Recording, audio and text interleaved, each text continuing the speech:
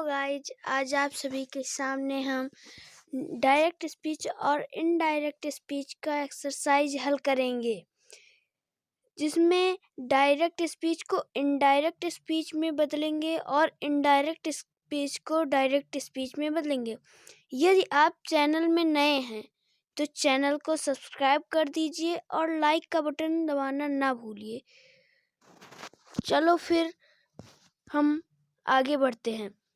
हमारा यहाँ पर सेंटेंस है, which is the correct indirect speech of the following sentence. यहाँ पर सेंटेंस दिया है, नीचे उसका इनडायरेक्ट स्पीच बनाना है। यहाँ पर please help me with my homework, she said to her brother. इसमें प्लीज है तो इसमें ये आपको पता ही होगा कि सेड टू को बदलने के लिए ये रिक्वेस्टेड लगेगा, तो हमारा हो जाएगा she requested her brother. To तो लगता है यहाँ पर प्लीज है, इसलिए help her with her homework, तो अतः हमारा ए ऑप्शन सही है। फिर अगला सेंटेंस है, change the following sentence into indirect speech. यहाँ इसको भी इनडायरेक्ट स्पीच में बदलना है। I said to him let us go for a walk. यहाँ पर लेट अस वाले वाक्य में प्रोपोज्ड या सजेस्टेड लगाया जाता है सेड टू को हटाने के लिए, तो हम यहाँ पर लेट अस, तो यहाँ पर प्रोपोज्ड लगेगा, तो I propose to him that we should go for a walk, इसलिए हमारा तीसरा ऑप्शन सही होगा। फिर अगले क्वेश्चन के लिए, Montu said I must go to the library today and return this book. Change the above sentence into indirect speech. इसको भी हमको इनडायरेक्ट स्पीच में बदलना है, तो मोंटू सेड तो मोंटू सेड रह जाएगा, दैट लगेगा, आई का मोंटू के अनुसार ही हो जाएगा, और मस्ट का had to go to the library that day and return that book, अतः हमारा सी ऑप्शन सही है। फिर अगले क्वेश्चन के लिए तैयार हो जाइए। फिर यहाँ पर क्वेश्चन है, he said alas I am undone। इसका हमको इनडायरेक्ट बनाना है, तो यहाँ पर he said, he exclaimed sadly हो जाएगा, क्योंकि यहाँ पर alas है, तो that he was, यहाँ पर I का he के अनुसार he हो जाएगा और am का was हो जाएगा, तो undone, तो अतः हमारा सी ऑप्शन सही है। फिर पांचवा क्वेश्चन हमारा क्या है, the notice welcomed visitors Wales. यहाँ हमारा सेंटेंस है, the notice welcomed visitors to Wales.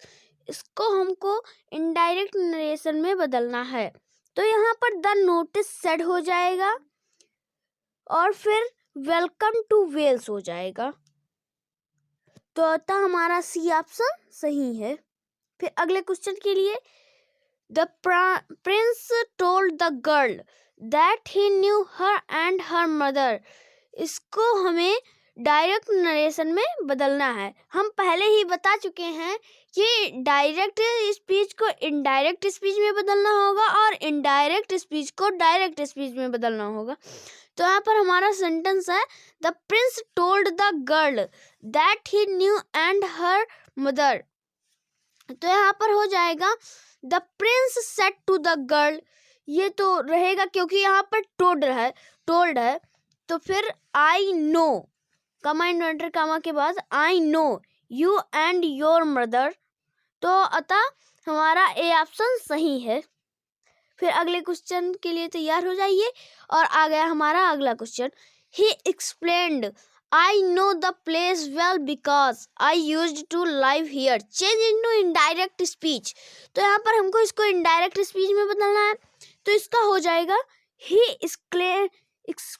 explained that he knew the place well because he used to live there, तो यहाँ पर हमारा सी ऑप्शन सही है। फिर आठवां क्वेश्चन क्या है हमारा, if you get the job will you move to Delhi?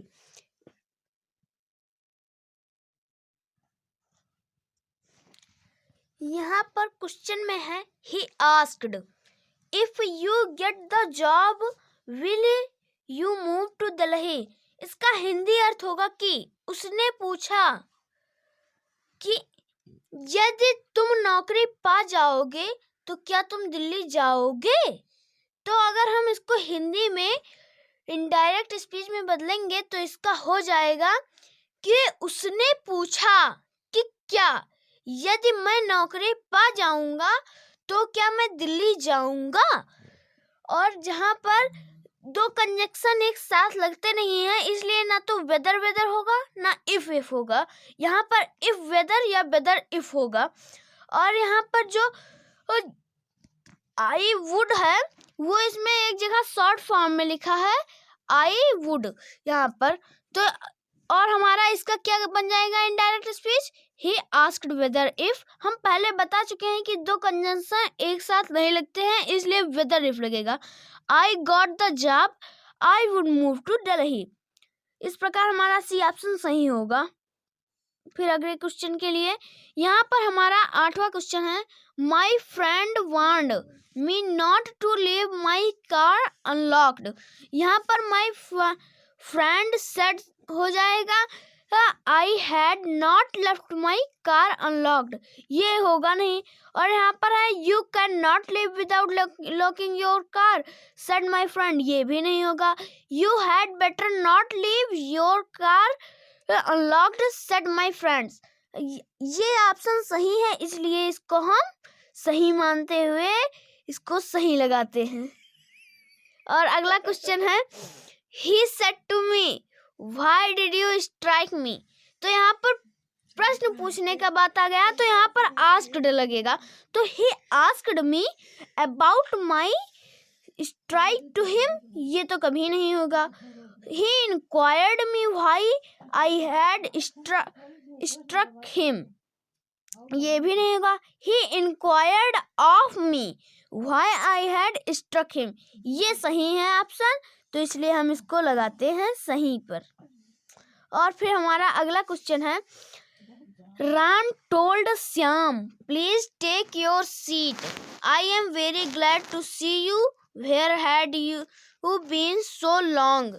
इसको हमको बदलना है इनडायरेक्ट नरेशन में. तो इसका हो जाएगा हमारा Ram requested Shyam to take his seat.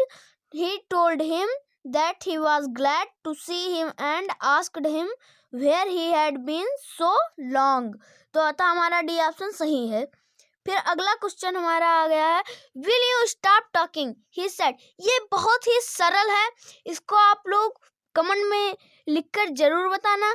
इसका उत्तर हम अभी बताने वाले हैं, तब तक आप लोग इसका उत्तर बताइए.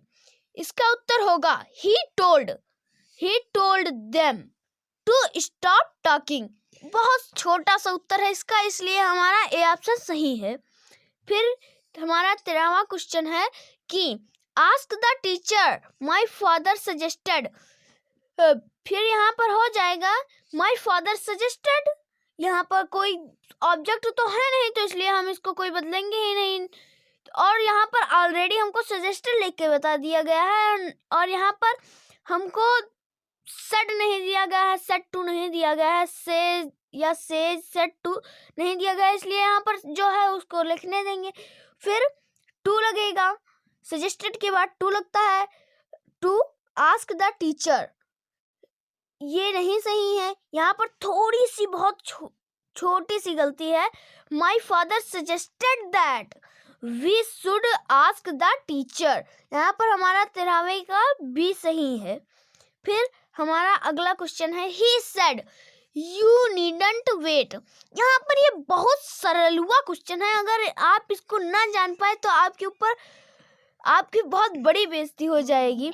यहाँ पर हमारा हो जाएगा इसका he told that I should not wait.